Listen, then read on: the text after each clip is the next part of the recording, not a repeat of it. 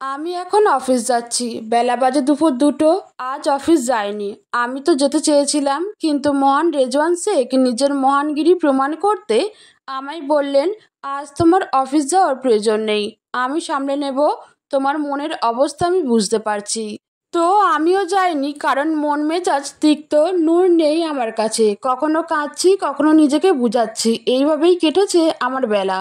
জোহরের নামাজ শেষে জায়নামাজে শুয়েছিলাম, তখনই উনি ফোন দিয়ে আমায় তাড়াতাড়ি 20 মিনিটের ভেতর অফিস যেতে বললেন। খুব জরুরি নাকি দরকার? খুব জরুরি। আর এখন আমি যাচ্ছি। আর কিছু করার নেই।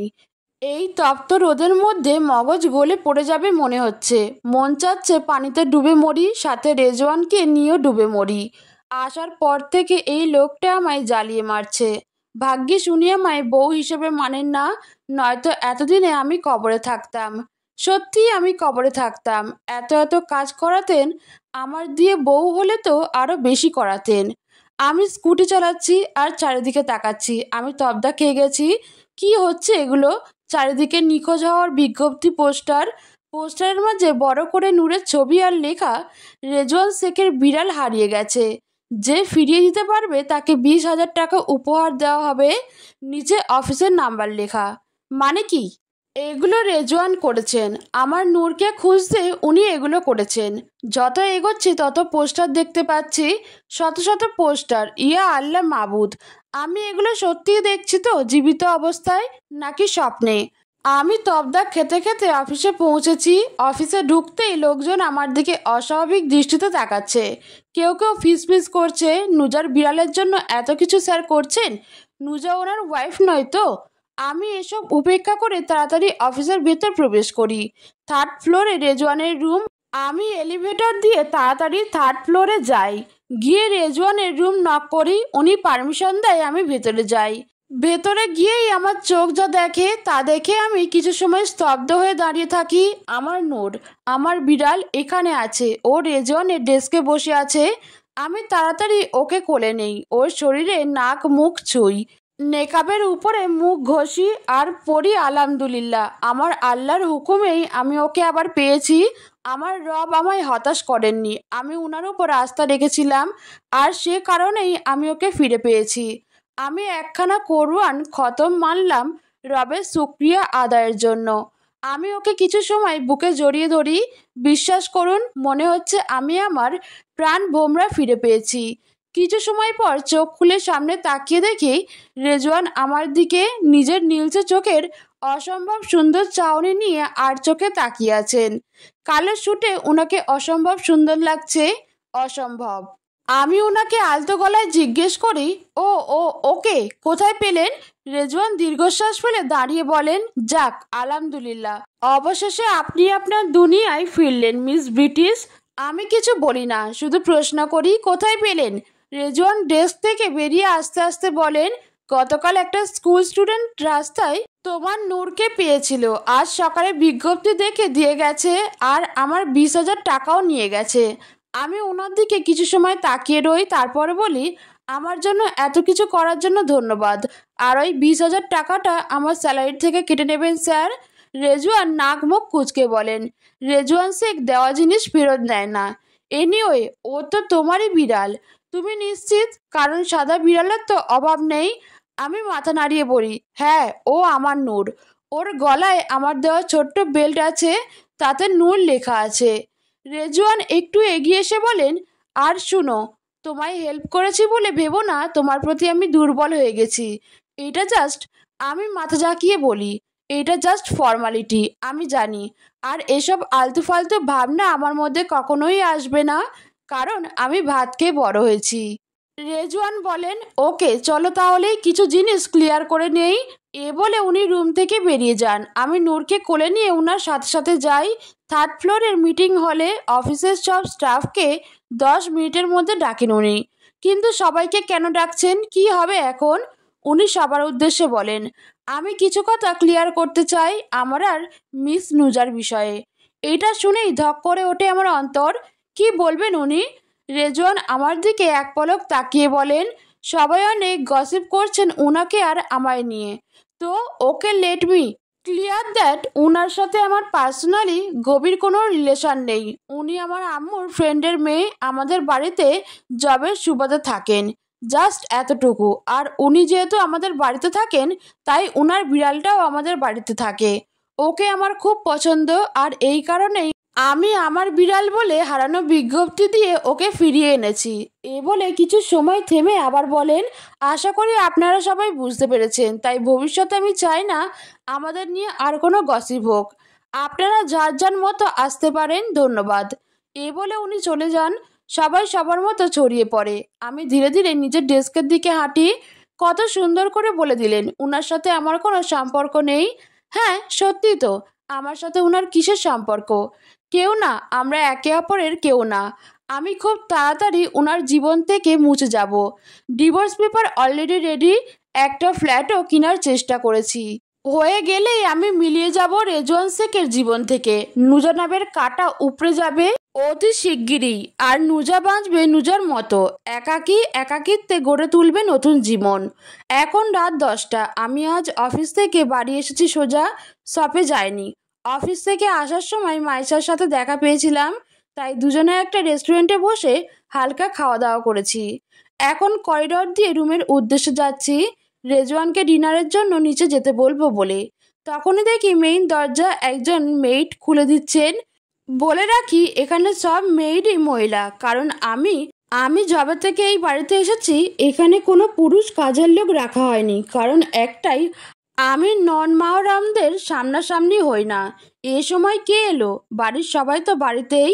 দরজা খুলতেই দেখি রেজওয়ানের ফ্রেন্ড এরিফ আরিজ তারিফ এসেছেন। ওনাদের দেখে আমি দ্রুত পায়ে রুমে চলে আসি, কারণ নিচ থেকে করিডোরের সব দেখা যায়, তারা আমায় দেখে ফেলতে পারে। রুমে পা রাখতেই কান জ্বলে যায়। একটা বীভৎস গান কানে বেজে ওঠে, তা হলো put your hands around my neck, make me ফেদার সয় সিলোসা লো সিয়ান্টো darling, can I be your favourite. ছি ছি, এ অসহ্য গান স্পিকারে বাজছে। সামনে তাকিয়ে দেখি রেজওয়ান লিভিং জোনের সোফায় আরাম করে শুয়ে সিক ফাক বইটি পড়ছেন। আস্থা গাফিরুল্লাহ, লজ্জা শরম যদি থাকতো, কি মানুষ এই রেজওয়ান! সারাদিন এসব পড়েন, আর পড়বেনই না কেন? এসব শয়তানি সমাজেই তো বড় হয়েছেন। এই গান আর বই দুটোই অসহ্য। আমি তাড়াতাড়ি গিয়ে স্পিকারের রিমোট হাতে নিয়ে তা বন্ধ করি। যত সব শয়তানি, সারাটা রুম অপবিত্র করে দিল এই গরুটা। আমি স্পিকার বন্ধ করে পেছনে তাকাতেই দেখি রেজওয়ান উঠে দাঁড়িয়ে আমার দিকেই কঠোর চোখে তাকিয়ে আছেন। উনি জিজ্ঞেস করেন, অফ করলে কেন? আমার এগুলো পছন্দ না। এসব গান শুনছেন শুনি লজ্জা করে না? উনি বেহায়ার মতো বলেন, না লজ্জা করে না, আমি যা ইচ্ছা শুনি, তাতে তোমার কি? গান অন করো। আমিও সোজাসাপটা বলি, পারবো না, এতে আমার অসুবিধা হচ্ছে। রেজওয়ান দাঁত চেপে বলেন, ভুলে যেও না এটা আমার রুম। আমি আর চোখে তাকিয়ে বলি, না ভুলে যাচ্ছি না। আর আপনিও ভুলে যাবেন না আমি এখন আপনার রুমে থাকি।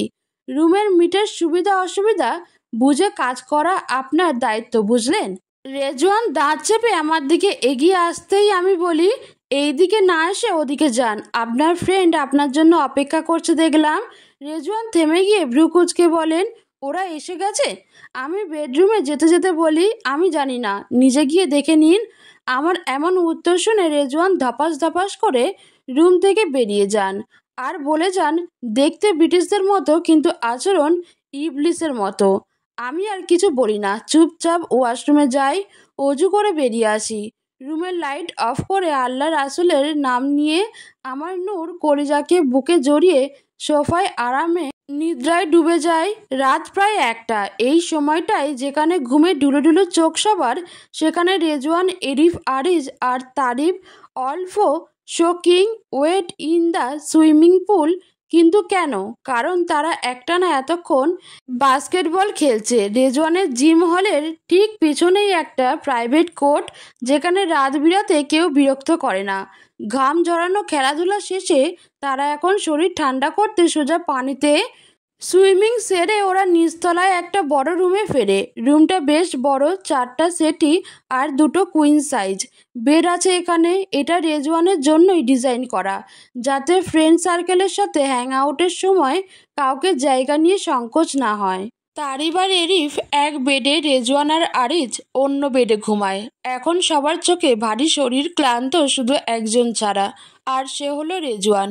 ও শুয়ে আছে ঠিকই, কিন্তু ঘুম ঘুম মনে হচ্ছে ওর কাছ থেকে অভিমান করে দূরে দাঁড়িয়ে গেছে।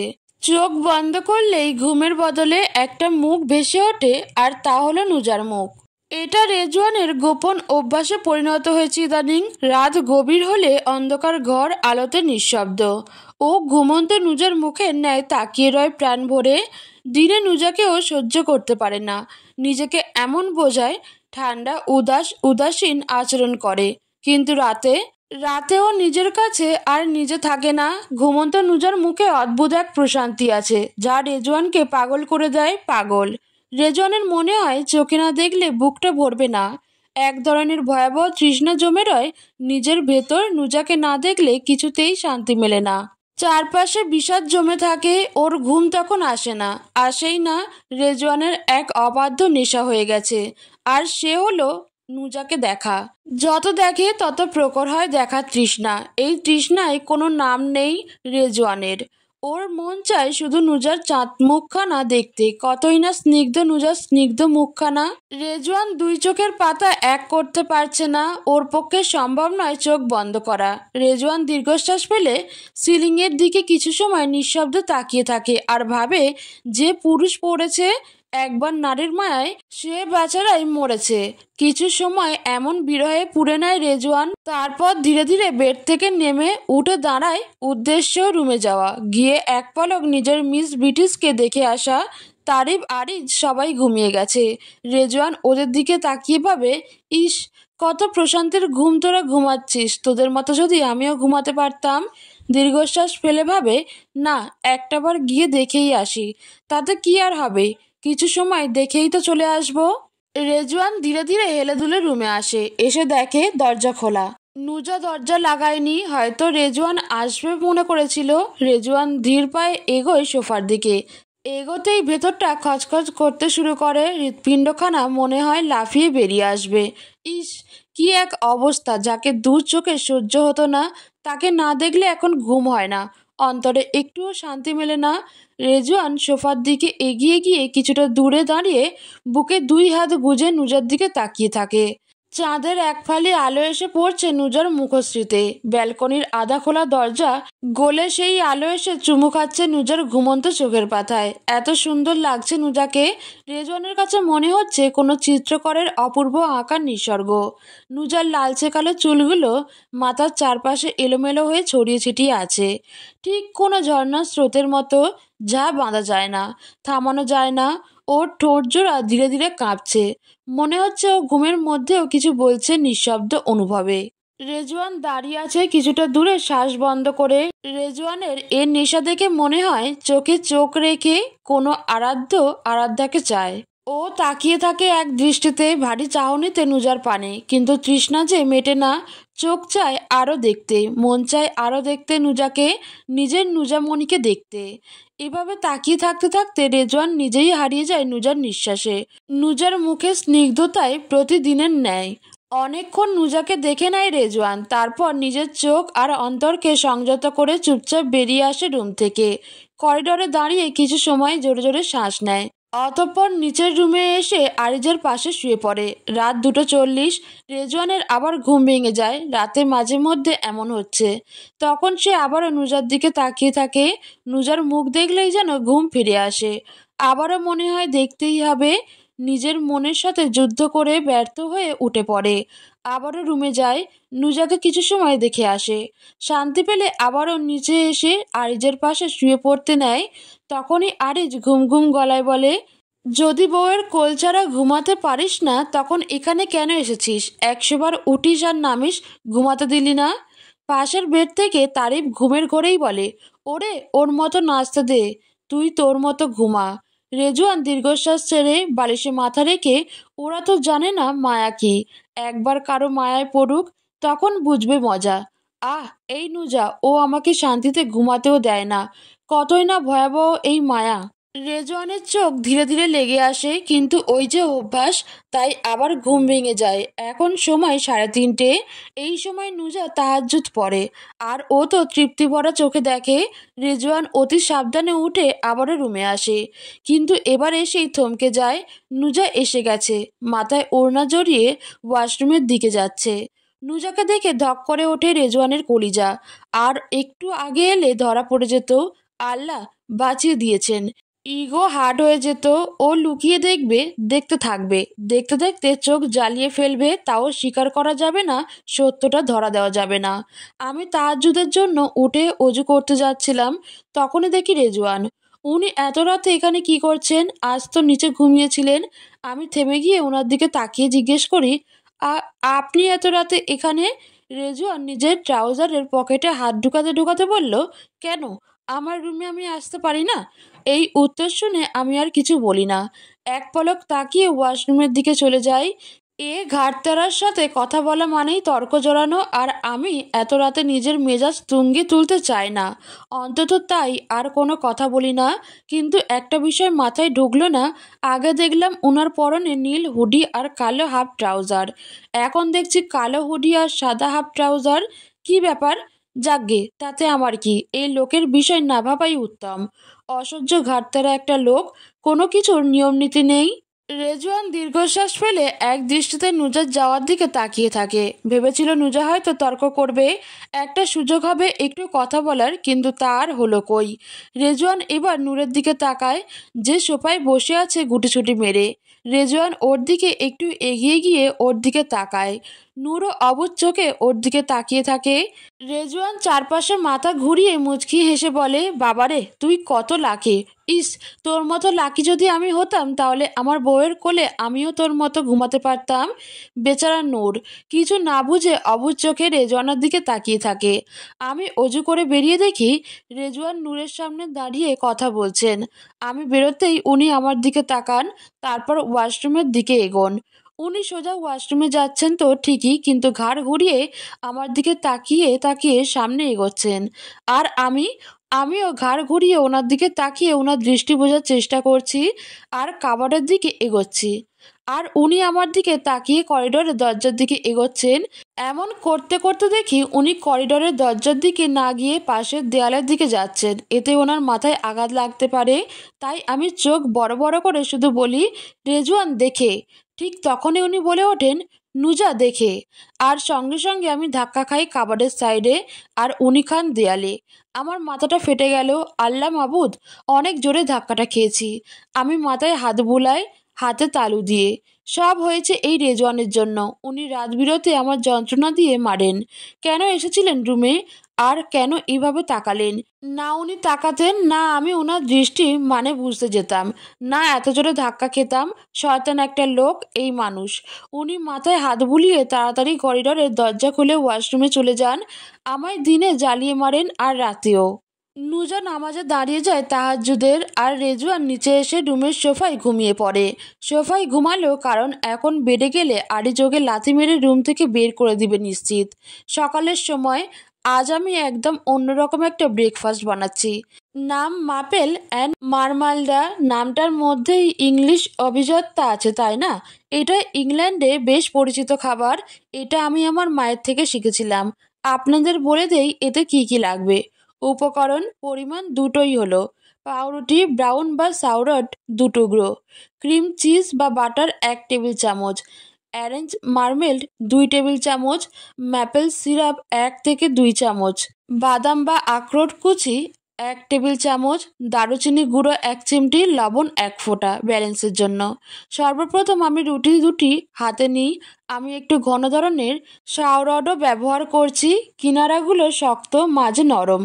তাওয়ায় হালকা করে 2 পাশ সেঁকে নেই। ভেতরটা নরম থাকে, কিন্তু বাইরের দিকটা হয়ে যায় মচমচে। এর সাথে সাথে কিচেনে ছড়িয়ে পড়ে এক দারুণ সুবাস শুধুই রুটির। এবার বেস তৈরি করি। করার জন্য টোস্ট করা রুটির ওপর আমি 1 চামচ ক্রিম চিজ মেখে নেই। এটা শুধু স্বাদের ভারসাম্য আনে না, বরং মার্মালেড চমৎকারভাবে রুটিতে বসে যায়, সেটারও ব্যাকআপ। এখন মার্মালেডের টপ লেয়ার দিতে হবে। আমি বের করি অরেঞ্জ মার্মেল্ড ঘন জেলির মতো, তাতে ছোট ছোট কমলার খোসার দাগ। প্রতিটি টোস্টে 1 চামচ করে মার্মেল্ড মেখে দেই। ম্যাপেল সিরাপের দিব এবার। সবশেষে ম্যাপেল সিরাপ হালকা হাতে উপরে ঢেলে দিলাম 1 চামচ করে। দেখতে দেখতে সেটা মার্মেল্ডের মাঝে মিলিয়ে যায়। টেক্সচারের জন্য টপিং অ্যাড করব। একটু ভিন্নতা আনতে আমি হালকা করে টোস্ট করে রাখা আখরোট কুচি ছিটিয়ে দিলাম। তারপর 1 চিমটি দারুচিনি গুঁড়া আর 1 ফোঁটা লবণ, এই দুটো মিলে স্বাদে আসে এক চমৎকার হাই নোটের। সবশেষে এবার আমি সাদা প্লেটে দুটো টোস্ট সাজিয়ে রাখি। পাশে মিষ্টি হালকা আর্ল গ্রে চা, লেমন গ্রাস ঘ্রাণযুক্ত ক্লাসিক ব্রিটিশ চা রেখে দেই। সার্ভ করার আগে টোস্টের ওপর আরেক ফোঁটা ম্যাপল সিরাপ দিলাম। ওয়াও, এটা তো ছবির মতো সুন্দর লাগছে দেখতে। এদিকে আরিস তারিফ এরিফ রুম থেকে একটা ফোমের বেড পায়। ওরা রেজওয়ানের সাথে ফাজলামি করতে সেই ফোমটা এনে সোফার নিচে রাখে। তারপর ধীরে ধীরে অতি সাবধানে রেজওয়ানকে সোফা থেকে ফোমে নামিয়ে শোয়ায়। রেজওয়ান একটু বুঝতে পারে, কিন্তু ভাবে ওকে হয়তো বেডে শুইয়ে দেওয়া হয়েছে, তাই আবার গভীর ঘুমে তলিয়ে যায়। আরিজ রেজওয়ানকে ফোমে রেখে সোজা হয়ে দাঁড়িয়ে বলে, কি খায় এই রেজ, এত ভারী, উফ। তারিফ বলে, তাড়াতাড়ি চল, নয়তো উঠে যাবে। এই বলে তিনজন অতি সাবধানে ফোম ধরে রেজওয়ানকে শূন্যে ভাসিয়ে রুম থেকে বেরিয়ে যেতে থাকে। আমি নাস্তার প্লেট নিয়ে ডাইনিং রুমে যাচ্ছি, তখনই দেখি এই আশ্চর্য কাহিনী। ঘুমন্ত রেজওয়ানকে ফোমের উপর নিয়ে ওনার বন্ধুরা বাড়ি থেকে বেরিয়ে যাচ্ছেন। এটা কি ভাই, এরা এমন করছেন কেন? ওনাকে এভাবে বাইরে নিয়ে যাচ্ছেন কেন? আমি তাড়াতাড়ি কিচেনে গিয়ে রোজাকে বলি, রোজা, রেজওয়ানকে ওনার ফ্রেন্ডরা ঘুমন্ত অবস্থায় কোথায় নিয়ে যাচ্ছেন? আম্মু এটা শুনে হেসে বলেন, আরে নিয়ে যাক, হয়তো কোনো প্র্যাঙ্ক ট্র্যাঙ্ক করবে, এদের এটাই তো অভ্যাস। রোজা হেসে বলে, আরে একবার ভাইয়ারা সবাই মিলে তো আরিজ ভাইয়াকে নিউ ইয়র্কের একটা পাবলিক লেকে ঘুমন্ত অবস্থায় ভাসিয়ে দিয়েছিল, সাথে একটা রোবোটিক কুমিরের মাথা ছেড়ে দিয়েছিল। বেচারা আরিজ ভাইয়া ঘুম থেকে উঠে নিজেকে লেকের মধ্যে আর তার মাঝে কুমির দেখে যা অবস্থা হয়েছিল বোন। এগুলো কি শুনছি আমি? এরা ফ্রেন্ড নাকি শত্রু? কি একটা অবস্থা। আমি প্লেটটা ডাইনিং টেবিলে রেখে তাড়াতাড়ি রুমের দিকে যাই। উদ্দেশ্য দেখতে ওরা রেজওয়ানের সাথে ঠিক কি করছে। আমি গিয়ে ব্যালকনিতে দাঁড়াই। পর্দার আড়াল থেকে দেখি ওরা ওনাকে সুইমিং পুলে রেখে দিয়েছে। সুইমিং পুলে রেখে ফোমটা একটু ফুটো করে দিচ্ছেন। বেচারা রেজওয়ান এখনো ঘুমাচ্ছেন। কতটা নির্ভর ঘুমে আছেন এই লোকটা। রেজওয়ান তো নিশ্চিন্তে ঘুমাচ্ছেন। এত বেকুব মানুষ হয় কি করে? ঘুমের মধ্যে কেউ বয়ে নিয়ে ফেলে দিচ্ছে আর টেরই পায়নি। হাই, নুজা তো জানেন না, ওর জন্যই রেজওয়ান রাতে ঘুমাতে পারেনি, আর এই কারণেই আজ এতটা বেহুশ হয়ে ঘুমাচ্ছে সে। রেজওয়ানকে পুলে রেখে ওরা সবাই বাড়িতে ফিরে আসে এবং ব্রেকফাস্ট করতে টেবিলে বসে যায়। রাজিয়া জিজ্ঞেস করে, তারিফ, রেজওয়ান কই রে? এটা শুনে এরিফ থতমত খেয়ে বলে, ও আছে বাগানে। রাজিয়া এটা শুনে হেসে বলেন, তোদের এই বাচ্চামি কবে যে যাবে? কবে বড় হবি তোরা? আরিজ হেসে বলে, তুমিও না আম্মু, মায়ের কাছে সন্তানরা কখনো বড় হয় নাকি? রাজিয়া ওদের প্লেটে খাবার দিতে দিতে বলেন, হ্যাঁ তাও ঠিক বাবা। রাজিয়াকে তারা সবাই আম্মু বলেই ডাকে, কারণ তারা নিজেদের মাকে তো মম বলেই ডাকে। এদিকে ধীরে ধীরে ফোমের ফুটো দিয়ে পানি ঢোকে যায়। ফোম সহ রেজওয়ান ডুবে যেতে শুরু করে। শরীরে পানি লাগতেই চেতনা ফিরে আসে ওর। লাফিয়ে ওঠে, আবার পানিতে ডুবে যায়। নাকে মুখে পানি লাগায় হন্তদন্ত হয়ে পড়ে রেজওয়ান। রেজওয়ান ভাবে, রুমে পানি আসলো কোথা থেকে? চোখ ভালো করে খুলে দেখে সে তো খোলা আকাশের নিচে সুইমিং পুলে। ভালোভাবে ঘুমের ঘোর কাটতেই বুঝতে পারে এটা নিশ্চয়ই ওই শয়তানগুলোর কাজ। রেজওয়ান দীর্ঘশ্বাস ফেলে কিছুক্ষণ পুলে সাঁতার কাটে। তারপর একজন মেয়েটকে ডেকে বলে, এই যে, নুজা ম্যাডামের কাছ থেকে আমার কাপড় এনে দাও তো। মেয়েট যায় নুজার কাছে। নুজা ওকে একটা সাদা হুডি আর হাফ ট্রাউজার দেয়। হাফ ট্রাউজার দেওয়ার ইচ্ছে ছিল না, কিন্তু কাবার্ডে শুধু হুডি আর হাফ ট্রাউজারই ছিল। লং ট্রাউজার নিতে হলে কাপড় রাখার রুমে যেতে হয়, আর নুজা এত কষ্ট করতে চায় না। আমি আয়নার সামনে বসে আমার আখেরি চুলগুলো আঁচড়াচ্ছি।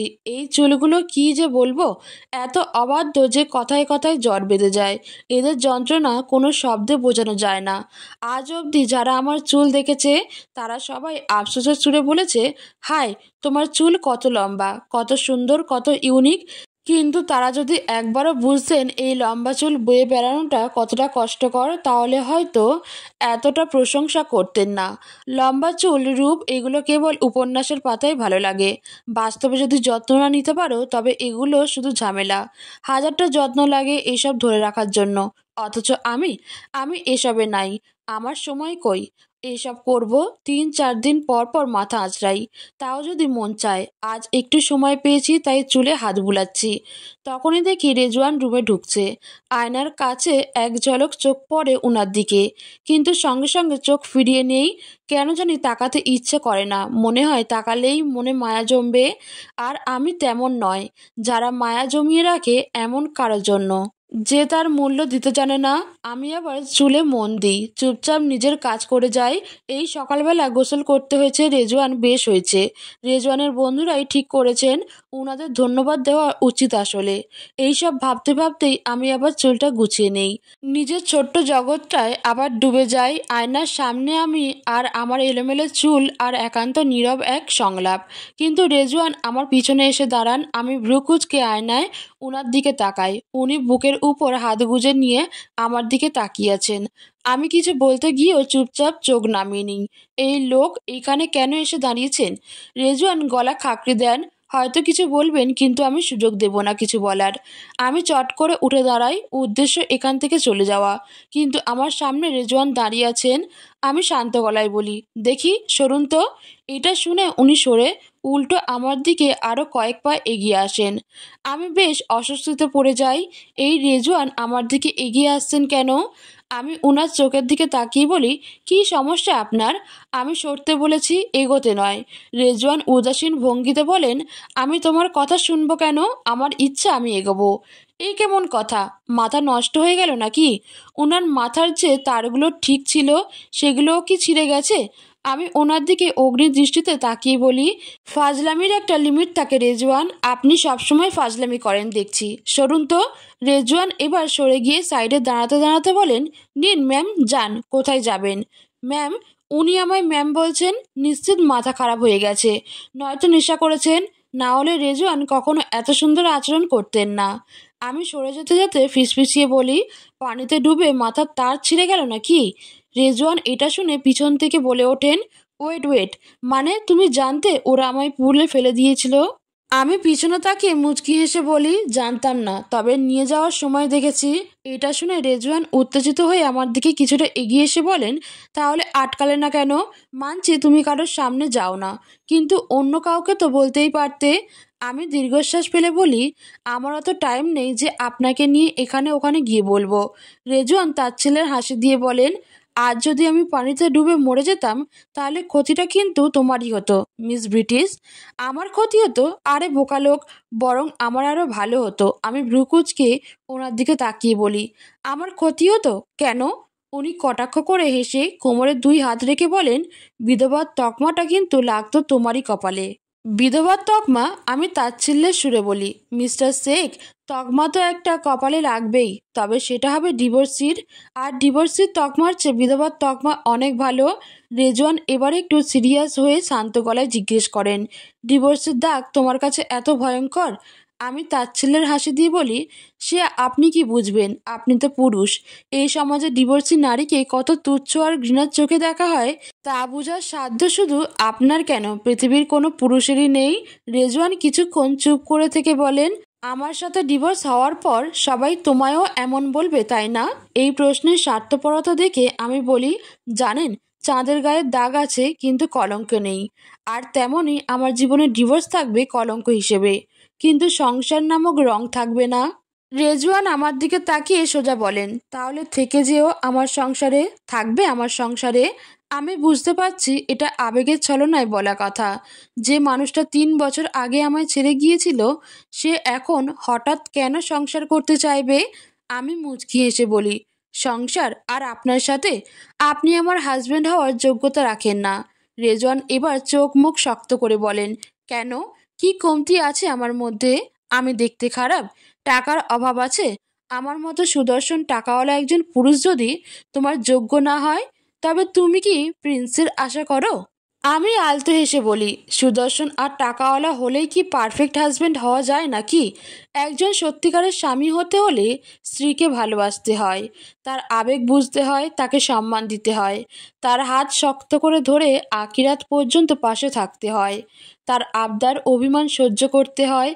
আর জানেন, এইসব পারার শক্তি যাদের আছে, প্রকৃত ধনী তারাই। সে কোটি টাকার ব্যবসায়ী হোক বা রিক্সা চালক, যার অন্তরে ভালোবাসা আছে তিনিই প্রকৃত স্বামী। আর এগুলো আপনার দ্বারা কখনোই সম্ভব নয়। তাই আমি আপনাকে নিজের হাজব্যান্ড হিসেবে যোগ্য মনে করি না। সরি, এটা বলতে হচ্ছে, কিন্তু বিশ্বাস করুন, এটাই সত্য। আর আপনার প্রতি আমার একটু ইন্টারেস্ট নেই, একটুও না। এই বলেই আমি চলে আসি। আমি যখন লিভিং জোনে আসি তখন হয়তো রেজওয়ান ধ্যান ভাঙিয়ে ওঠেন, আমায় উদ্দেশ্য করে বলেন, দেখবে, আমি একজন পারফেক্ট হাজব্যান্ড হয়ে দেখাবো, দেখবে। আমি ঘাড় ঘুরিয়ে মুচকি এসে বলি, তবে সেটা আপনার গার্লফ্রেন্ড, সরি, আপনার ভবিষ্যৎ স্ত্রীর জন্য ভালো হবে। তবে মনে রাখবেন, আপনার আর আমার সংসার কখনোই হবে না। নুজার শেষ কথাগুলো রেজওয়ানের বুক চিরে আঘাত হানে। স্তব্ধ হয়ে দাঁড়িয়ে শুধু ঠোঁট নাড়িয়ে বলেন, স স- সং সং সংসার হবে না আমাদের?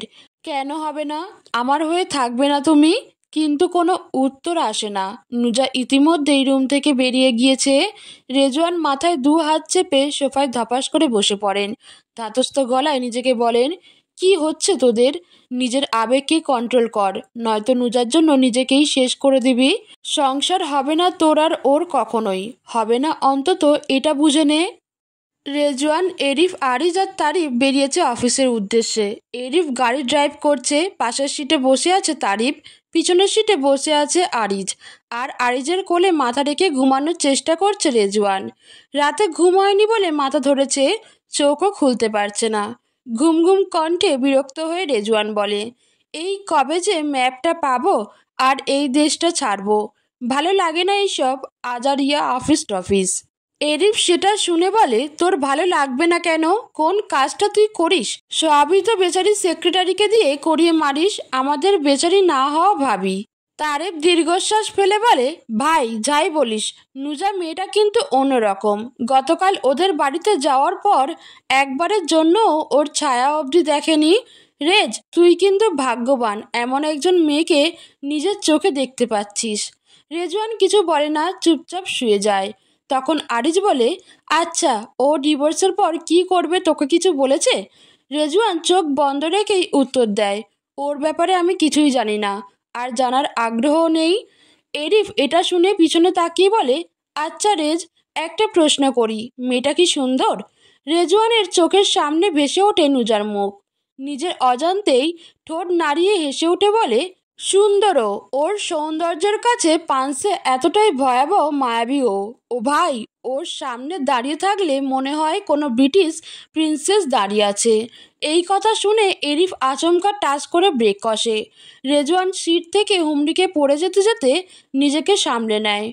ঠিক হয়ে বসে এরিফকে বলে, গাঁজা খেয়ে গাড়ি চালাচ্ছিস নাকি? এত জোরে ব্রেক কষলি কেন? তারিফ হেসে বলে, ভাই তুই একটু আগে যা বললি, তোর কথাতেই তো ও ব্রেক কষেছে, আর আমি তো একবারে হার্ট অ্যাটাক করে বসেছি। রেজওয়ান নিজের বলা কথা নিজেই ভাবে, ছি, ভাবনার কবলে পড়ে কি বলে ফেললাম। আরিজ ওর দিকে আর চোখে তাকিয়ে বলে, আচ্ছা ওয়েট, তুই কি নুজার প্রেমে পড়লি নাকি? এত সুন্দর বর্ণনা দিলি, আহা, তুই প্রেমিক থেকে তো কবি হয়ে যাচ্ছিস। রেজওয়ান ইতস্ততভাবে বলে, না না, এসব কখনোই সম্ভব না। রেজওয়ান শেখের রুচি অতটা খারাপ না। এরিফ হেসে বলে, আচ্ছা দেখা যাবে কার রুচি কেমন। তারিফ বলে, রুচি খারাপ বলেই তো গতকাল রাতে বারবার রুমে গিয়ে রুচি ভালো করার চেষ্টা করছিলি, তাই না রেজ? রেজওয়ান ধমক দিয়ে বলে, তুই বেশি বুঝিস, আমি ওয়াশরুমে গিয়েছিলাম। আরিজ হেসে বলে, ওয়াশরুম বুঝি ওই রুমেই ছিল না? আমাদের সঙ্গে মিথ্যে বলিস না তো, তোর আত্মা হই আমরা। এরিফ বলে ওঠে, এনিওয়ে গাইজ, তোমাদের একটা কথা বলার ছিল। সবাই একসাথে বলে, কি? এরিফ বলে, সেদিন পার্টিতে আমি ছিলাম না, আমার ভাই এলেন গিয়েছিল, আমি ওকে পাঠিয়েছিলাম এটা দেখতে তোরা কি আমাদের মধ্যে তফাৎ বের করতে পারিস কিনা, কিন্তু আফসোস পারলি না তোরা। তারই ভা হয়ে বলে, এর জন্যই এলেন শুধু নুজা নুজা করছিল? আমিও তো ভাবি এরিফ তো এমন না। এটা শুনে রেজওয়ানের মেজাজ তুঙ্গে উঠে যায়। সে এলেনকে একদমই পছন্দ করে না। এরিফ যেমন গম্ভীর, এলেন ঠিক তার উল্টো। দেখতে এক হলেও স্বভাব সম্পূর্ণ ভিন্ন। আরিজ বলে, ভাই আমরা চিনব কি করে? ও তো তোর মতোই বিহেভ করছিল। এরিফ বলে, কণ্ঠস্বর চিনতে পারলি না? হায়রে হারামজাদারা। তারিফ বলে, ওর গলা তো ভাঙা ছিল, জিজ্ঞেস করেছিলাম, বলেছিল ঠান্ডা লেগে গেছে আর এজন্য আমরা ধরতে পারিনি। সরি ভাই, মিস্টেক হয়েছে। রেজওয়ান মুচকি হেসে বলে, তোরা দুইটাই বলদের উপর বলদ। খেয়াল করিসনি ও কথা বলার সময় বারবার নিজের আঙুল নাচাচ্ছিল? আর এরিফ কখনো ওটা করে না, সেখানেই তো ধরা যায়। ওরা তিনজন হতবাক হয়ে রেজওয়ানের দিকে তাকিয়ে বলে, মানে তুই জানতিস ওটা এলেন? রেজওয়ান উদাস ভঙ্গিতে বলে, হ্যাঁ জানতাম। যখন ও আমাকে হেসে হাঁক করেছিল তখনই বুঝে গিয়েছিলাম। তাই তো সেদিন কোনো মিশনের ইনফরমেশন দিইনি। আরিজ হাততালি দিয়ে নাটকে গলায় বলে, বাহ ভাই বাহ, আমাদের একটাবার জানানোরও প্রয়োজন মনে করলি না? এই তোর আমাদের প্রতি বিশ্বাস? রেজওয়ান বিরক্ত হয়ে বলে, ব্যাঙের মতো কান্না বন্ধ কর, নয়তো গাড়ি থেকে লাথি মেরে ফেলে দেব। ঠিক তখনই তারিফ অভিযোগের সুরে বলে, আচ্ছা, পৃথিবীর সব টুইন্স দেখতে প্রায় একই রকম হয়, তাহলে আমি আর আরিজ টুইন হয়েও কেন এত আলাদা? কেন দেখতে কোনো মিল নেই? রেজওয়ান হেসে বলে, কেন সেম হবি না? দেখতে না হোক ফাজলামি, আর স্বভাব তো বাবারে তোরা দুটো সেম। এখন রাত 11টার কোঠায় আমি নিঃশব্দে দাঁড়িয়ে আছি, ব্যালকনির দরজায় হেলান দিয়ে। নিঃশ্বাসটুকুও আমি আলগোছে ফেলছি। তার কারণ হলো ব্যালকনির এক কোণে ছোট্ট একটা কাউচে বসে রেজওয়ানের গান গাইছেন ধীরে সুরে। গিটারের টুংটাং আওয়াজে মিশে আছে উনার গলার সুরের স্নিগ্ধতা। হয়তো এখনও উনি আমার উপস্থিতি টের পাননি, আর আমিও চাই না উনি তা পান, তাই এত আলগোছে দাঁড়িয়ে আছি।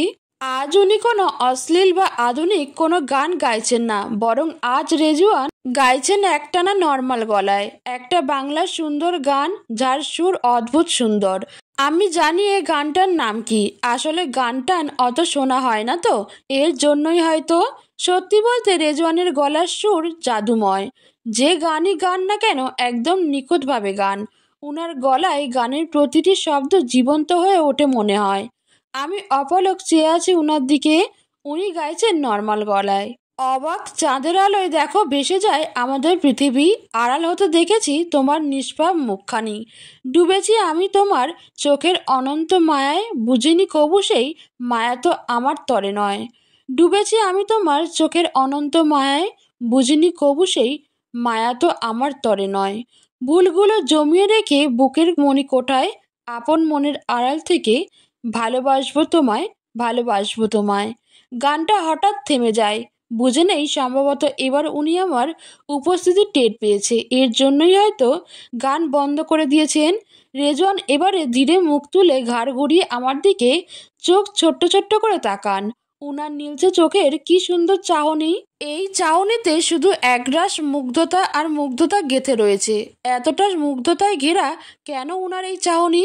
সত্যি বলতে উনার এই দৃষ্টিতে রয়েছে অসম্ভব সুন্দর এক স্নিগ্ধতা। উনার এই চাহনি আমার শান্ত অন্তরকে তোলপাড় করে দিচ্ছে, তোলপাড়। জানি কেন হঠাৎ এমন অনুভূতি অনুভব হচ্ছে, কেন হচ্ছে, কি নাম এই তুচ্ছ অনুভূতির?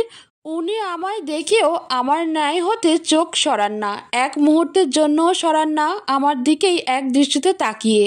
আবারও গিটারের তারে আলতো করে আঙুল ছুঁয়ে তোলেন সেই আগের সুর। তারপর কিছু সময়ের জন্য নিজের চোখদ্বয় বন্ধ করে দীর্ঘশ্বাস ফেলেন। অতঃপর আবারও আমার দিকে সেই একই মুগ্ধ দৃষ্টিতে চেয়ে গলা টেনে নরম গলায় গেয়ে ওঠেন, ডুবেছি আমি তোমার চোখের অন্তর মায়ায়, বুঝিনি কবু সেই মায়া তো আমার তরে নয়। ডুবেছি আমি তোমার চোখের অনন্ত মায়ায়, বুঝিনি কবু সেই মায়া তো আমার তরে নয়।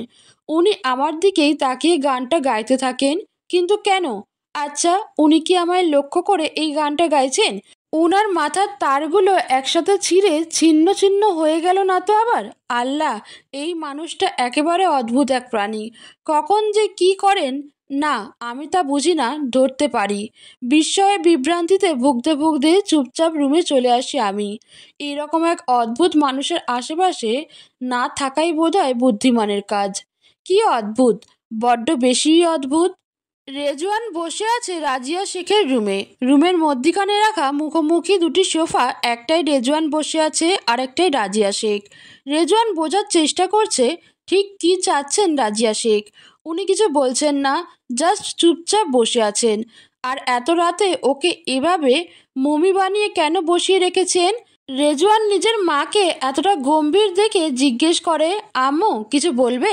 রাজিয়া শেখ রেজওয়ানের কথায় ওর দিকে তাকিয়ে পায়ের উপর পা তুলে দীর্ঘশ্বাস নিয়ে বলেন, সামনে নির্বাচন আসছে আর আমি চাই এই সিটির মেয়র হিসেবে তুমি দাঁড়াও। এটা শোনা মাত্রই রেজওয়ানের হুঁশ উড়ে যায়। কি বলছেন? তার মা এসব? এটা কি সম্ভব? রেজওয়ান তড়িৎ গলায় বলে, কি বলছো আম্মু? আমি তো এই দেশের নাগরিক না, তাহলে এখানে রাজনীতি কিভাবে করব? রাজিয়া শেখ ঠান্ডা গলায় বলেন, নাগরিক নয়, নাগরিক বানানোর দায়িত্ব আমার। আমার সিদ্ধান্ত তুমি রাজনীতি করবে। রেজওয়ান থ বনে যায় মায়ের এমন জেদ দেখে। আগামী বছর তো সে আমেরিকার নিউ ইয়র্কের কংগ্রেসম্যান পদে দাঁড়াতে চাচ্ছে, আর এখন যদি এসে এখানে এইসব ছোট পদে রাজনীতি শুরু করে, তবে ভবিষ্যতে আর সেই উচ্চতাতে ওঠার রুচি থাকবে? মেয়র পদ তুচ্ছ নয় ঠিকই, কিন্তু যার স্বপ্ন মন্ত্রী হওয়া তার চোখে তো এই পদ তুচ্ছই। তার উপর বাংলাদেশের রাজনীতি, এখানে তো রাজনীতি কম, দুর্নীতি বেশি। এক অস্পষ্ট অনিশ্চিত রাজনৈতিক কাঠামো, এসবের ভেতর রেজওয়ান কখনোই থাকতে চায় না। রেজওয়ান মাকে বোঝানোর চেষ্টা করে, দেখো আম্মু, আমি বাংলাদেশের রাজনীতি জীবনেও করতে চাই না, কারণ এই রাজনীতিতে রাজনীতি কম, দুর্নীতি বেশি। রাজিয়া শেখ নির্লিপ্ত গলায় বলেন, তো সমস্যা কি? তুইও করবি দুর্নীতি? তোর নানা ছিলেন একজন বিখ্যাত রাজনীতিবিদ, যার পদে পদে রাজনীতি কম, দুর্নীতি আর চাতুরি ছিল বেশি। তাই তুইও করবি, সমস্যা কি? রেজওয়ান নিজের মায়ের মুখে এমন কথা শুনে হতবাক। সে নির্বোধের মতো প্রশ্ন করে, আম্মু, তুমি চাইছো আমি খারাপ পথে এগিয়ে যাই? রাজিয়া শেখ তাচ্ছিল্যের হাসি দিয়ে বলেন, তুই ভালো পথে কবে ছিলি রে বাবা? আমেরিকায় কি কি করিস তা আমার অজানা নয়। রেজওয়ান স্তব্ধ হয়ে জিজ্ঞেস করে, কি করেছি আমি? রাজিয়া শেখ ঠান্ডা গলায় বলেন, সেটা এক্সপ্লেন করব নাকি ডিটেলসে? আর যে আশায় তুই বাংলাদেশে এসেছিস সেটা সম্পর্কেও আমার ধারণা আছে। রেজওয়ান বেশ অপ্রস্তুত হয়ে পড়ে। তার মা যে এক কদম গভীর জলের মাছ, সেটা এই মুহূর্তে হাড়ে হাড়ে টের পাচ্ছে সে। রেজওয়ান দীর্ঘশ্বাস ফেলে বলে, সব যখন জানো, এটা নিশ্চয়ই জানো আম্মু, আমি আগামী বছর কংগ্রেসম্যান পদে দাঁড় হতে চলেছি। তাই এদেশের রাজনীতিতে এসে নিজের রাজনৈতিক হাত গন্ধ করার ইচ্ছা আমার নেই। রাজিয়া শেখ আবার ঠান্ডা গলায় বলেন, এই বাংলার রাজনীতির মজা তুই কিভাবে বুঝবি? একবার এই খেলার ভেতর ঢোক, তখনই বুঝবি এর স্বাদ কেমন। শুধু দুর্নীতি আর দুর্নীতি। রেজওয়ান দীর্ঘশ্বাস ফেলে বলে, কি হবে আম্মু এই মরা দেশকে আরও মেরে, নিজ দেশকে ধ্বংস করে? রাজিয়া শেখ ঠান্ডা স্বরে বলে, এই দেশের রাজনীতি দুর্নীতিতেই সচ্ছল, তাই এত আবেগী হোস না। রেজওয়ান মুচকি হেসে বলে, সেটা তুমি অতীতের দৃষ্টিতে বলছো আম্মু, কিন্তু বর্তমানে সংস্কার চলছে। রাজিয়া শেখ তাচ্ছিল্যের হাসি দিয়ে বলেন, সংস্কার এত সহজ না বাবা। রাজনীতিতে সংস্কার হতে দেশের অর্ধেক অর্থনীতি মার খেয়ে যাবে। রেজওয়ান আবার দীর্ঘশ্বাস ফেলে, আমি এসব পছন্দ করি না আম্মু, আমি এই দেশেই থাকতে চাই। রাজিয়া শেখ একটু নরম সুরে বলেন, আচ্ছা এগুলো বাদ দে, এখন বল তুই কি আমার নুজার সাথে সংসার সত্যিই করতে চাস? রেজওয়ান মন কাড়া এক মিষ্টি হাসি দিয়ে বলে, ও তোমার নুজা নয় আম্মু, ও আমার নুজা। ওকে আমি মৃত্যুর আগ পর্যন্ত ছাড়ছি না। রাজিয়া শেখ এতে একটু বেশি খুশি হয়ে বলেন, যাক, আমার এ চিন্তা দূর হলো। যদি ওকে ধরে রাখতে পারিস তাহলে বুঝে নিবি তুই তোর লাইফে শ্রেষ্ঠ কিছু পেয়েছিস। রেজওয়ান মুচকি এসে বলে, তাহলে ধরে নাও আমি সেটা পেয়েই গেছি। রাজিয়া শেখ আবার জিজ্ঞেস করেন, আচ্ছা একটা পার্সোনাল প্রশ্ন করি, যদি তুই উত্তর দিস। রেজওয়ানের মনে ধুকধুক করতে শুরু করে, তার মা আবার কি জেনে গেছেন না তো। সে কিছুটা ধমকে যায়, তারপরে বলে, আচ্ছা করো। রাজিয়া শেখ ভ্রু কুঁচকিয়ে রেজওয়ানের দিকে তাকিয়ে বলেন, নুজা কি তোকে মেনে নিয়েছে? সত্যি তোরা কাপাল হিসেবে আছিস? নুজা তোর উপর কোনো অভিমান বা অভিযোগ করেনি? রেজওয়ান ভড়কে যায়। এখন যদি বলে হ্যাঁ, তাহলে তার মায়ের সন্দেহ আরও বাড়বে। সে শান্ত চোখে মায়ের দিকে কিছুক্ষণ তাকিয়ে থেকে হতাশার শ্বাস ফেলে কৃত্রিমভাবে হতাশ হয়ে বলে, না আম্মু, আসলে ও এখনো পুরোপুরি আমাকে মেনে নেয়নি। ও ভীষণ অভিমানী, মুখে কিছু প্রকাশ করে না, কিন্তু চোখ দেখে বোঝা যায়। রাজিয়া শেখ আলতো করে হাসেন। জানিস, একটা কঠোর সত্যি কথা, রেজওয়ান ভ্রু কুঁচকে বলে। কি? রাজিয়া শেখ আবারও আলতো হাসেন, তারপর বলেন, নারী যতটা ভালোবাসতে জানে ঠিক ততটাই অভিমান আর ঘৃণা পোষণ করার ক্ষমতাও রাখে। রেজওয়ান নিজের মায়ের কথায় মাথা নিচু করে ফেলে। সে বুঝতে পারে এই কথার ভেতর রয়েছে এক অজানা আর্তনাদ। তার আম্মু রাজিয়া শেখ নিজেও তো একজন ভীষণ অভিমানী নারী, এজন্যই তো 6 বছর ধরে বাংলাদেশে পড়ে আছেন নিজের সাম্রাজ্য ছেড়ে। রেজওয়ানের বাবার ওপর অনেক অভিমান করেছেন তিনি কোনো এক কারণবশত, আর সেখান থেকেই এই দুই আত্মার বিচ্ছেদ। রাজিয়া শেখ রেজওয়ানকে মাথা নিচু করে থাকতে দেখে মুচকি হেসে বলেন, যত তাড়াতাড়ি পারিস নুজাকে মানিয়ে নে। মনে রাখিস, রত্ন কখনো অযত্নে থাকে না। তুই যাকে আজ অবহেলা করবি, কাল সেই তাকেই কেউ না কেউ মাথার মুকুট করে রাখবে।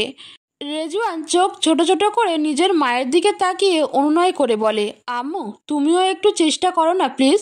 রাজিয়া শেখ ধমক দিয়ে বলেন, কেন আমি চেষ্টা করব? কেন? বিয়ে করে নিজের কাজের জন্য যে একটা ফুলকে ছুঁড়ে ফেলে গিয়েছিল মনে নেই? তখন কি মনে হয়নি এমন পরিস্থিতির কথা? রেজওয়ান হতাশ হয়ে বলে, এটা ছাড়া আর কোনো পথ ছিল না আম্মু। এখন আমি নুজাকে বলতেও পারছি না কেন দেশ ছেড়েছিলাম, আর বোঝাতেও পারছি না কিভাবে ওকে বলবো। রাজিয়া শেখ আলতো হেসে বলেন, আচ্ছা তুই এখন রুমে যা, রাত অনেক হয়েছে, আমি ব্যবস্থা করছি। রেজওয়ান মুচকি হেসে উঠে দাঁড়ায়। যাক, একটা পথ হলো। রেজওয়ান রুমে আসে, মনটা এখন বেশ ফুরফুরে, কারণ ওর মা যখন বলেছেন একটা ব্যবস্থা করবেন, তার মানে কিছু একটা হবেই। রেজওয়ান রুমে আসে, কিন্তু রুমের লিভিং জোনে কেউ নেই। নূর নুজা কেউ নেই। ব্যালকনি থেকে কিছু আওয়াজ আসছে। রেজওয়ান ধীরে ধীরে ব্যালকনির দরজায় গিয়ে দাঁড়ায়। সাথে সাথে ওর হার্টবিট দ্রুত হতে থাকে, শ্বাস বন্ধ হয়ে আসে। ইস, কি এক ভয়ঙ্কর অনুভূতি! এই অনুভূতি তো মহামারীর চেয়েও বিপজ্জনক। রেজওয়ানের চোখের সামনে স্পষ্ট এক সুন্দর দৃশ্য। ব্যালকনির কর্নারের বুক সেলফের আশেপাশে লাল নীল লাইট জ্বলছে। এগুলো সবসময় রাতে জ্বলে। এই লাইটে রেজওয়ানের নামের অক্ষর সেট করা, সেটা ওটা রঙিন আলোয় জ্বলজ্বল করছে। বুক সেলফের পাশেই রয়েছে একটা নরম গদির আসন, আর সেখানে নুজা বসে ফোনে কি টাইপ করছে। ওর নীলচে কালো কুকরানো চুলগুলো এলোমেলো হয়ে পিঠে হাতে চারিদিকে ছড়িয়ে আছে। গায়ে নীল একটা টপস যা হাঁটুর নিচ পর্যন্ত নেমে এসেছে, আর সাথে সাদা পায়জামা। অসম্ভব অসম্ভব মনোমুগ্ধকর লাগছে আজ রেজওয়ানের কাছে তার মিস ব্রিটিশকে। নুজার পাশেই নূর বসে আছে। ব্যালকনিতে রাখা স্পিকারে ধীর সুরে একটা গান বাজছে। নুজা সেটা নিজেও ঠোঁট নাড়িয়ে গাইছে। রেজওয়ানের কানে স্পষ্ট ভাসছে নুজার কণ্ঠের সুর। কখনো আকাশ বেয়ে চুপ করে যদি নেমে আসে ভালোবাসা খুব ভোরে, চোখ ভাঙা ঘুমে তুমি খুঁজো না আমায়, আশেপাশে আমি আর নেই। আমার জন্য আলো জেলো না কেউ, আমি মানুষের সমুদ্রে গুনেছি ঢেউ। এই স্টেশন চত্বরে হারিয়ে গেছি, শেষ ট্রেনে ঘরে ফিরবো। না না না, না না না না না, এই জাহাজ মাস্তুল ছাড়খার, তবু গল্প লিখছি বাঁচবার। আমি রাখতে চাই না আর তার কোনো রাত দুপুরের আবদার, তাই চেষ্টা করছি বারবার সাঁতরে পার খোঁজার। না না না না না না, না না না না না, না না না না না না, না না না না না। গানটা নুজা কেন গাইছে? এই গানটা শুনে কেন জানি খুব খারাপ লাগছে রেজওয়ানের। বুকের ভেতর কিছু ফাঁকা ফাঁকা লাগছে, সব হারিয়ে যাচ্ছে, কিছু একটা তলিয়ে যাচ্ছে মনে হচ্ছে। রেজওয়ানের অন্তর একটা কথায় জোগাল দিচ্ছে, তা হলো নুজাও এভাবে হারিয়ে যাবে ঠিক গানটার মতো। কিন্তু না, তা কখনোই রেজওয়ান হতে দিবে না, কখনো না। আমি ব্যালকনিতে বসে বসে আমার প্রিয় একটা গান শুনছি, আর তালে তালে মাঝে মাঝে সুর মেলাচ্ছি। গান টান অত বেশি শুনি না, আজ হঠাৎ মনে হলো এই গানটা শুনি, তাই শুনছি আর নিজের গল্প লিখছি। আমি গল্প লিখি, অবাক হচ্ছেন নিশ্চয়ই। হ্যাঁ, টুকটাক লিখি। টুকটাক ফ্যান ফলোয়ার্সও আছে। টুকটাক বললে ভুল হবে, বেশ বড়ই ফ্যান বেজ আছে বলতে গেলে। তবে আমি বাংলায় লিখি না, আমি অন্য দুই সাহিত্য লিখি, এক ইংরেজি আর দুই ফরাসি। আমি ইংরেজি আর ফার্সি কিভাবে পারি ভাবছেন? ছোটবেলা থেকেই ইংরেজি আর ফার্সির প্রতি একটু বেশি আগ্রহ ছিল। মা যখন আমাকে অ্যাডাপ্ট করেন, তখনই মা আমার শখ সম্পর্কে জেনে আমাকে এসব কোর্সে ভর্তি করতেন। মাঝে মধ্যে যে ফ্রি কোর্সগুলো আসতো ল্যাঙ্গুয়েজ ফান্ড থেকে, সেখান থেকেই শিখেছি। তবে ফার্সি ভালোভাবে আয়ত্ত করতে পারলেও ইংরেজিটা পারিনি অত ভালোভাবে। তাই গত বছর আইএলটিএসে ভর্তি হয়েছিলাম। 3 মাস ক্লাস করেছি। যেহেতু আমি আগে থেকেই দক্ষ ছিলাম, তাই সহজেই আমি ভালো একটা পয়েন্ট অর্জন করতে পেরেছিলাম। আর সেই জন্যই আইএলটিএস টিচিংও করেছি 2 মাস। আসলে ভালো পয়েন্ট পেলে শিক্ষক হিসেবে নিয়োগ পাওয়া যায়। আর যেহেতু আমার পয়েন্ট ছিল 8, তাই আমি অফার পেয়েছিলাম। ভাবছেন আমি বুঝি ফেসবুক এসব লিখি? না, ফেসবুকে আমি লিখি না। আসলে আমি বিভিন্ন প্ল্যাটফর্মে ভাগ করে লিখি। ইংরেজি কথাগুলো লিখি ওয়াটপ্যাডে, যেখানে গল্পের বিশাল গ্লোবাল পাঠক শ্রেণী। তবে এত খারাপ ভালো দিক দুটোই আছে। বুক সি সিরিয়াস ও সাহিত্যমনা পাঠকদের জন্য। পিনানা বিভিন্ন ক্রিয়েটিভ রাইটিং চ্যালেঞ্জের দারুণ এক জায়গা। আর ফার্সি লেখাগুলো লিখি ক্রিয়েটিভার্থ, ফার্সি ভাষায় বই প্রকাশের বড় digital platform. Clube, union, social media, লেখালেখির কমিউনিটি বেসড এক প্লেস। সব প্ল্যাটফর্মে লেখা মানে এক এক ভাষায় এক এক ধাঁচের পাঠক। তাই নিজের মতো করে সেভ করে রাখি। আগামী সপ্তাহেই আমার নতুন বুক প্রকাশ হবে। এটা নিয়ে বেশ চিন্তিত, কারণ আমি নিজে ওখানে থাকতে পারবো না। অটোগ্রাফ, পাঠকদের সাথে সরাসরি দেখা, এসব কিছুই দিতে পারিনি। প্রায় 40,000 টাকা খরচ হয়ে গেছে বইয়ের পিছনে। এর আগেও 3টা বই প্রকাশ করেছি, 2টো ইংরেজি আর একটা ফার্সি। সবগুলো ভালো রিভিউ পেয়েছিলাম। তাই সাহস করে এবারও নতুন বই বের করলাম। তবে মনটা একটু খচখচ করছে। জানি না এবার কেমন সাড়া পাবো। আল্লাহই ভালো জানেন, সব কিছুর ফলাফল তো তারই হাতে। আমি এসব ভাবছি, তখন দেখি রেজওয়ান আমার দিকে তাকিয়ে দাঁড়িয়ে আছেন। উনাকে এভাবে তাকিয়ে থাকতে দেখে আমি বেশ অপ্রস্তুত হয়ে পড়ি। চুপচাপ নিজের ওড়নাটা ঠিক করে দাঁড়িয়ে যাই। উদ্দেশ্য রুমে যাওয়া। আমি উঠে যেতেই রেজওয়ান নিজের সেই মন ভুলানো মেল্টি স্মাইল ঠোঁটে বুলিয়ে আমার দিকে এগোতে থাকেন। আমি কিছু মুহূর্তের জন্য উনার এই হাসিতে ঘায়েল হয়ে যাই। কি সুন্দর হাসি! হাসলে উনার ঠোঁটের কোণে যে ডিম্পল পড়ে আর চাঁদের আলো তা স্পষ্ট। রেজওয়ানের পরনে সাদা হুডি আর কালো হাফ ট্রাউজার, যা উনি সবসময় বাড়িতে পরতেন। আমি চুপচাপ নিঃশব্দে উনার পাশ কাটিয়ে রুমে যেতে নিলাম। আমার পিছনে নূরও আসছে, কিন্তু উনি আমায় যেতে দেন না বেয়াদবের মতো। আবার আমার অনুমতি ছাড়া আমায় ছুঁয়ে ফেলেন। আমার হাতের কবজি ধরে আমায় আটকে নেন। আমি বিরক্তি নিয়ে পিছনে তাকিয়ে উনার হাতে ধরা আমার হাতের দিকে তাকিয়ে দাঁত চেপে উনার চোখের দিকে কঠিন গলায় বলি, 100 বার বলার পরেও টাচ করলেন আমায় অনুমতি ছাড়া? রেজওয়ান এটার উত্তর না দিয়ে আমায় একটানে নিজের সামনে দাঁড় করান। এতে মনে হচ্ছে আমার হাত ভেঙে গুড়িয়ে যাচ্ছে। এই রেজওয়ান আমার হাত ভেঙে নিজের হাতে নেওয়ার নিয়ম করেছেন নাকি? সবসময় এমন করে টান দেন। আমি আরও কড়া কিছু বলতে যাব, তার আগেই রেজওয়ান আমার চোখের দিকে তাকিয়ে প্রশ্ন করেন, আচ্ছা, তুমি কি আমার উপর অভিমান করে আছো নুজা? অভিমান? সত্যি বড্ড অদ্ভুত এক প্রশ্ন করলেন উনি। সত্যি বলছি, অভিমান আসলে ঠিক কী তাও আমি জানি না, কারণ কখনো প্রকাশ করা হয়নি তো কারো ওপর। তাই। আর রেজওয়ান কেন আমায় এমন প্রশ্ন করছেন? আমি কেন অভিমান করব ওনার উপর? আমি দীর্ঘশ্বাস ফেলে নিজের হাত ছাড়ানোর চেষ্টা করে বলি, প্রথমত, অভিমানটা আসলে কি তা আমার জানা নেই। আর দ্বিতীয়ত, আমি আপনার উপর কেন অভিমান করব? কে আপনি আমার, যে আপনার উপর অভিমান করব? রেজওয়ান আমার হাতটা না ছেড়ে আরো শক্ত করে ধরে বলেন, কেন? কেউ না হলে কি অভিমান করা যায় না? আমি দাঁত চেপে ওনার হাত নিজের ডান হাতের কবজি থেকে সরানোর চেষ্টা করে বলি, না, করা যায় না। যেখানে অধিকার নেই সেখানে অভিমান করা তাচ্ছিল্যকর। এ বলে আমি গলার স্বর একটু চড়িয়ে বলি, চুপচাপ আমার হাত ছেড়ে দিন। বেহায়া নাকি আপনি? বারবার অনুমতি ছাড়া কেন টাচ করেন আমায়? সেদিনের থাপ্পড়ের কথায় ভুলে গেছেন নাকি? রেজওয়ান এটা শুনে আমার বাহুতে নিজের ডান হাত রাখেন আর বাঁ হাত আমার কোমরের দিকে এগিয়ে এনে বলেন, তোমার টাচ করার জন্য সম্পূর্ণ রাইট আছে আমার। তাই আমি করব, টাচ করব, বেশি করে করব। আমি ওনার বাঁ হাতটা ঝাপটে ধরে আটকে নিয়ে চিৎকার করে বলি, থাপ্পড় মেরে দাঁত ফেলে দেবো বেহায়া, বেয়াদব পুরুষ! লজ্জাহীনতার চরম পর্যায়ে চলে গেছেন আপনি। রেজওয়ান এটা শুনে গাঢ় গলায় বলেন, তুমি যদি আজ আমায় থাপ্পড় মারো, তবে এর বদলে আমি তোমায় কিস করব, বুঝলে? এত বড় কথা বললেন উনি।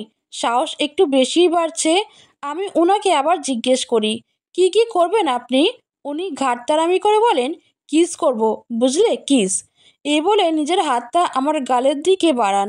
কিন্তু আমি তো এটা হতে দেব না। এই লোকের অতিরিক্ত সাহস বেড়ে গেছে, নির্লজ্জতা চরম রূপ দেখাচ্ছে। তবে আমি এসব হতে দেব না। আমি অত সস্তা নই। উনার হাত আমার গালে ছোঁয়ার আগেই হাতটা ঝাড়ি মেরে সরিয়ে দেই। তারপর একটুও দেরি না করে রেজওয়ানের হুডির কলারটা চেপে ধরে নিজের শরীরের যত শক্তি আছে তা প্রয়োগ করে উনার পেটের নিচে হাঁটু দিয়ে কিক করি। এতে ব্যথায় 2 কদম পিছিয়ে যান রেজওয়ান। এ সুযোগে আমি উনার গালে ঠাস করে একটা থাপ্পড় মেরে উনার থেকে সরে যাই। কত সাহস! এবার শিক্ষা হোক। আমি ওনার আর্তনাদ মুখে চেহারার দিকে তাকিয়ে বলি, মনে রাখবেন, যাত্রার কাছে নিজের সত্তা বিলিয়ে দেওয়ার মতো সস্তা সত্তার মেয়ে আমি নই। এই বলেই আমি রুমে চলে আসি। মেজাজটাই খারাপ করে দিল। এদিকে রেজওয়ান নুজার কিকে অনেক বেশি ব্যথা পেয়েছে। দাঁত কিরমির করে ব্যথা সামলাতে না পেরে ব্যথার জায়গায় হাত দিয়ে চেপে ধরে ধীরে ধীরে মেঝেতে বসে পড়ে আর আর্তনাদ করে বলে, ও আল্লাহ, এই ব্রিটিশের বাচ্চা আমার ভবিষ্যৎ ধ্বংস করে দিল।